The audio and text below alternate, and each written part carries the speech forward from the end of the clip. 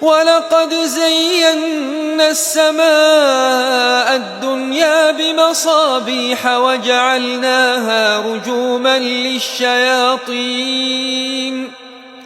وأعتدنا لهم عذاب السعير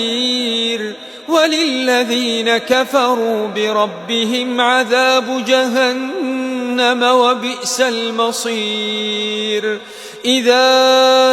ألقوا فيها سمعوا لها شهيقا وهي تفور تكاد تميز من الغيظ كلما ألقي فيها فوج سألهم خزنتها ألم يأتكم نذير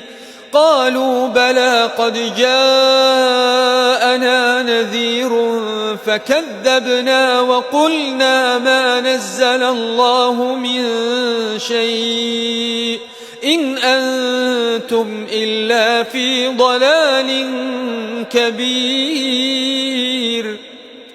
وقالوا لو كنا نسمع أو نعقل ما كنا في أصحاب السعير فاعترفوا بذنبهم فسحقا لأصحاب السعير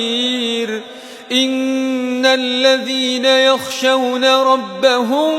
بالغيب لهم مغفرة